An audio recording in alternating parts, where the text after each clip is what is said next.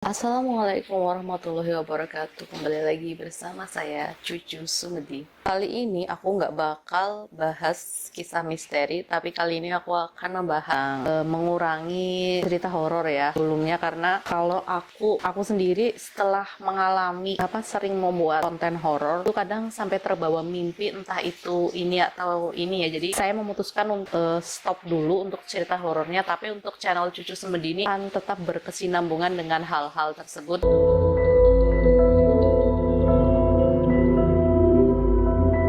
Kalian yang baru aja beli rumah baru atau kalian yang lagi ngontrak, aku doain semoga yang ngontrak cepet punya rumah baru, dan yang punya rumah baru semoga betah dengan rumah yang dia beli dan dia bangun. Yang pertama, ciri-ciri sebuah rumah itu terdapat penunggu. Penunggu itu makhluk halus ya. Jadi di agama saya sendiri, yang saya anut agama Islam, itu bahwa sebenarnya itu sejatinya makhluk halus itu dia itu ada di mana-mana ya. Cuman bagaimana kita mengelolanya, bagaimana kita merawat rumah tersebut agar setidaknya makhluk tersebut itu tidak mengganggu kita. Ada beberapa tipsnya. Untuk yang pertama itu adalah ciri-ciri rumah kamu Sering mimpi aneh dan menakutkan. Di saat seseorang yang sebelumnya tinggal di tempat lain namun belum pernah mimpi yang dirasa janggal dan buat takut. Namun setelah menempati rumah tersebut, orang dalam rumah sering bermimpi yang umumnya aneh dan menakutkan. Ini bisa jadi salah satu pertanda kuat kalau ada pengaruh negatif terhadap orang yang berada di dalam rumah itu sendiri atau di rumah kamu. Konon katanya hal ini sering terjadi dan banyak dialami oleh orang-orang. Yang kedua, kalian sering mencium bau busuk. Bagi yang sering mengalami bau busuk di dalam rumah, mungkin bau tersebut bukan berasal dari bangkai tikus, bangkai cicak, atau bau yang menyeratkan yang lain ya, tapi mungkin lebih seperti bau busuk banget yang nggak pernah kalian cium sebelumnya.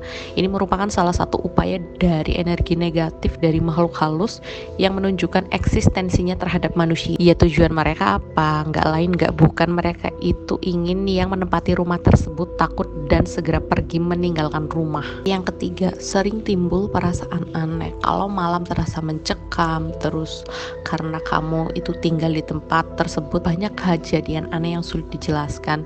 Hal ini itu terjadi karena makhluk halus sedang berusaha mengadakan kontak dengan manusia. Contohnya itu saat kamu merasakan bayangan yang lewat, perasaan was-was, atau seperti ada yang mengawasin, kemudian tiba-tiba ada hembusan angin dingin yang menyentuh belakang telinga. Itu merupakan wujud gesekan energi lain dengan makhluk halus yang berusaha mempengaruhi manusia. Aku saranin kalau kalian seperti ini, banyak-banyak perbaca doa dan baca ayat kursi bagi kalian yang umat Islam. Yang keempat, perubahan suhu ruangan. Kalau kalian tiba-tiba ngerasa dingin di belakang leher, atau tiba-tiba ruangan kalian jadi dingin padahal nggak ada angin yang lewat, nggak nyalain AC atau kipas angin, itu tanda bahwa seseorang dalam rumah itu melihat bayangan atau percikan-percikan di sudut mata. Ini juga merupakan suatu tanda kehadiran roh halus. Saran saya seperti yang tadi, kalian perbanyak baca doa, istighfar, dan menyebut nama Allah bagi yang umat Islam. Nah, yang terakhir, kalian sering bangun dini hari atau tengah malam. Biasanya roh halus membangunkan orang tersebut paling tipis pukul jam 3 hingga jam 5 pagi. Tapi biasanya rata-rata orang juga ada yang terbangun di jam 3.15 hingga jam 3.30 pagi, karena mungkin memang itu sudah bagian dari mereka bangun pagi untuk melaksanakan sholat malam. Tapi kalau yang kalian tiba-tiba jarang sholat malam atau memang jarang sholat, tiba-tiba kalian bangun jam segitu, sering disertai dengan mimpi-mimpi buruk, itu biasanya mereka itu ingin eksis, ingin hadir di depan kalian ya. Setan aja mau eksis guys.